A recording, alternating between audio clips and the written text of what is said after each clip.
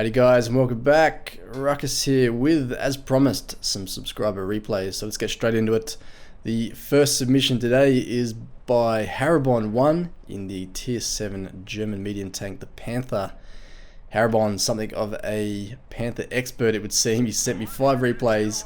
They've all been in the Panther and they've all been mastery games, except for this one. This is a bit of a heartbreak game, but has an interesting end, so this is what I'm going to show off today. Thank you Haribon for the submission. He's running wide here on Desert Sands, pushing ahead in the open, in the dunes, looking for the reds. It looks like his entire team is going to come out this way as well. Panther is a machine that's done well, probably plays a lot better than it used to since the matchmaking changes in Blitz. Not a fun machine to be playing in tier 9 games. It doesn't have a strong hold down kind of fighting style. Gun depression is quite good, -8 degrees, but the turret isn't amazing, and it's a machine that just doesn't have the alpha damage to intimidate anyone at tier 9. Not that many tier 7 medium tanks do, but this thing hasn't been a popular machine. I don't even recall any games I played in it. I enjoyed the Panther too, but yeah, the Panther is just a bit of a memory blank for me. Obviously not much of an OP machine, but Haribon probably thinks otherwise. He does very well in it, putting the 7.5 centimeter KWK L100 here. He's got mounted to good use. It's got a good rate of fire. In fact, it's got a fantastic rate of fire, 3.6 seconds reload time, but the alpha damage is obviously quite low, 160 per shot. And we are about to engage the enemy here, although it's not going to be a good start. This IS pops over the rail embankment, snapshots him. He's a bit slow to get into cover. The Panther has a massive side profile, and that shot slams into his engine bay, setting him on fire. 500 damage from one shot, not a great start. As he pulls back, expecting the IS to come over, he's going to try and get into a sniping position. It's got a good gun for engaging targets out in the open. Rapid rate of fire, good accuracy. If you can catch the reds in a position where they can't get away from it, the damage will add up. But it's definitely not a peek-a-boom gun. That kind of trade is not worth the risk when you're only doing such a low amount of alpha damage. So the reds are on cap. He's moving now to spot whoever that is and try and reset. Good lucky snapshot there on the KV-13 as he cruised by, de-tracking him. Looking for more tracking shots and possibly an engine fire.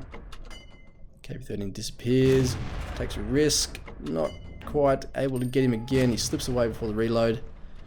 Who's next? Stuart Emil sitting behind the cap, trading shots through the narrow gap between the bridge and the terrain.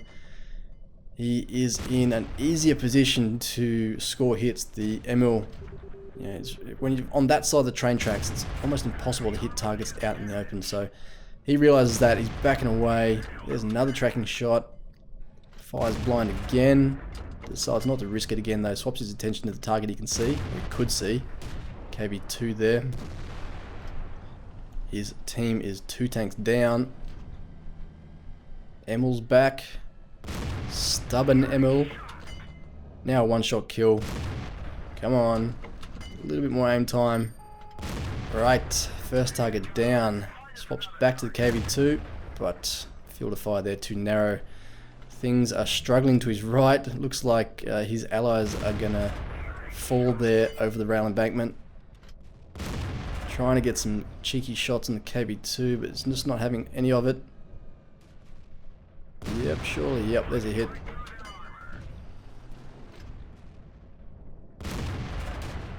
The IS from before has taken a lot of damage, so he's going to move in now.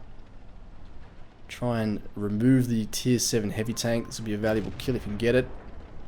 Now if this KV-1S here, yes, will obligingly take a hit for him. Had plenty of hit points, that's okay. Moving forward. KV-2 looking his way. Don't want to trade that shot. Back it up, Churchill. Shots coming in from the right. There's the second Stuart Emil up on the rail embankment, and they're all bunched in here in the low ground. Not a good position for his teammates. He tries to anticipate a rush of medium tanks from behind them, but this is a risky move because he's got his ass facing towards that KV-2.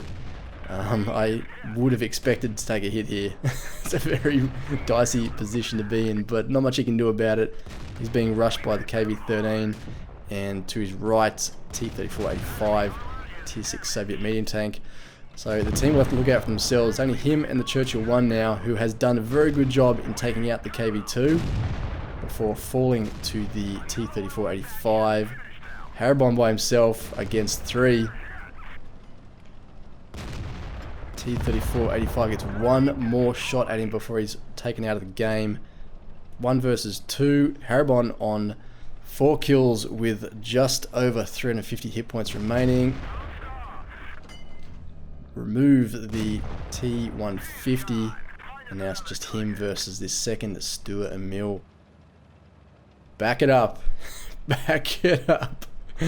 Looks like the Emil's got the 10.5 centimeter Cannon 18, 310 alpha damage on that thing. He's got 353 hit points remaining. Still trying to back it up. This position isn't as secure as you'd like. Stuart Emil's got decent gun traverse and gun elevation stats. In fact, it's only 10 degrees elevation, but enough there to work this to his advantage. He's trying to push him. Harabon looks to slip away. Uses his opportunity to sneak past. Looks like he's got away with it. No.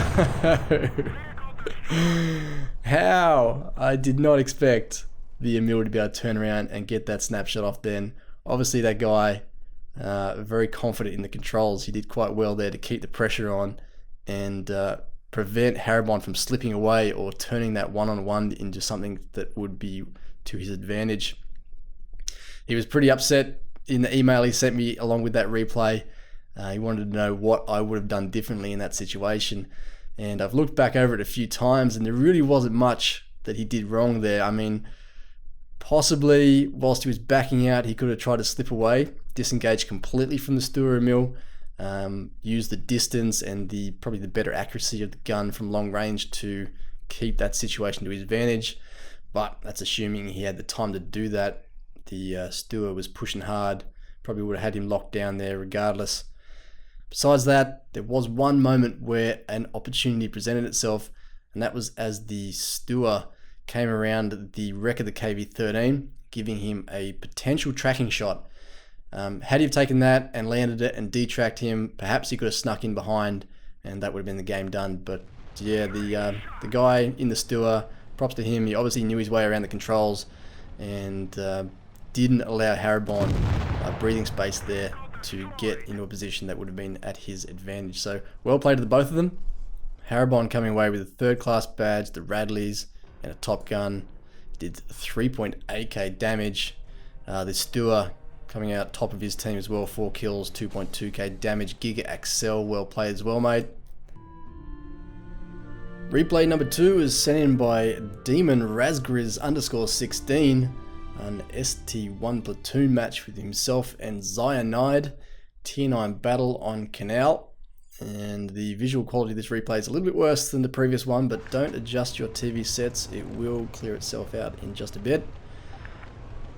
Damon's running a partially upgraded ST1. You can see he's only got the stock Object 701-1 turret, which has 2 degrees less gun depression than the fully upgraded turret. And he's got the BL9, which is the top gun off the IS-3, but the mid-gun option on the ST1. Cyanide is in a fully upgraded ST1.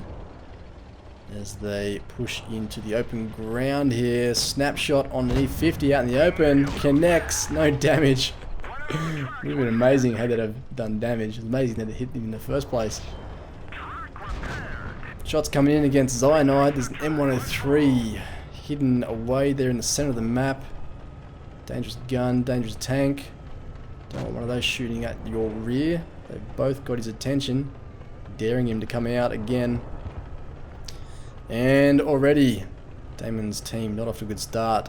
Their RU-251 and Centurion have rushed ahead and been swamped by the Reds.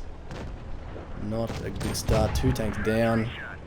RU-251 is complaining, but what do you expect the rest of your team to do if you're that far ahead?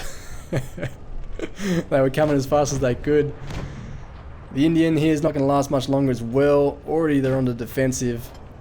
Cyanide turns to engage the red mediums on the hill. Damon pushes forward to engage the Centurion, but he swaps his attention to the T-54. That is good target prioritization. See there, even though it doesn't have the top turret, which has much better armor than the stock turret, this thing's still pretty beastly from the front, bouncing lots of shots there. The Centurion obviously is pretty stock.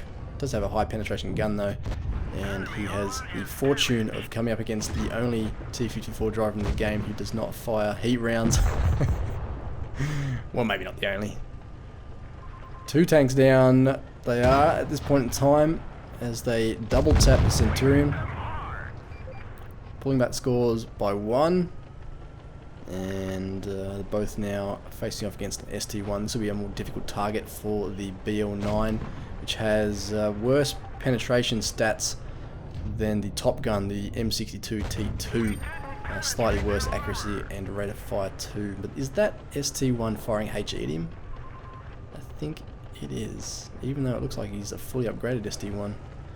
Whatever. Aims this shot through the lower plate. Cyanide's turned around to engage the T-54 on the hill. Takes him out and is now rushing back to help Demon, who probably doesn't need it if this guy is just going to fire HE in all game. Lower plate shot there, not quite enough this time around. Low penetration roll. Cyanide rushes in, looking for his 4th kill. Fires on the move. There is the benefit of having the top gun. That one goes through. Damon again looks for the lower plate, and from that angle it's an easy pen. M103 moving to their right, but he's a while away yet. This is not a very well coordinated attack by the Reds. Where is that Tiger 2 gone? Blind shot. Cyanide's heading back. Good communication between the two of them.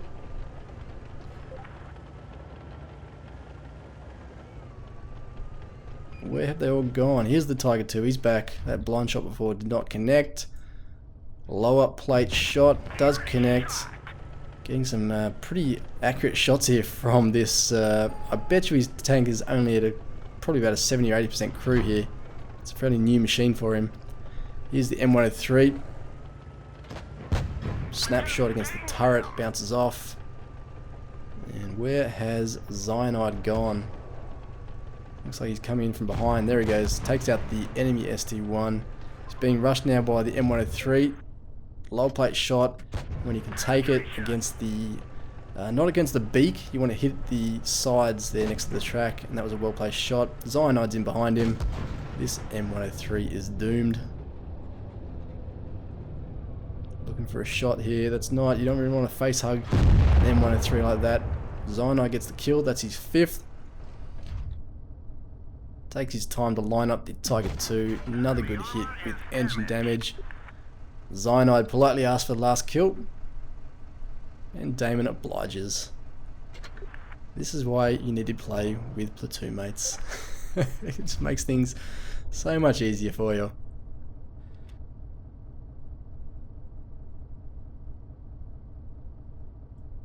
Waiting now for Cyanide to get the reload.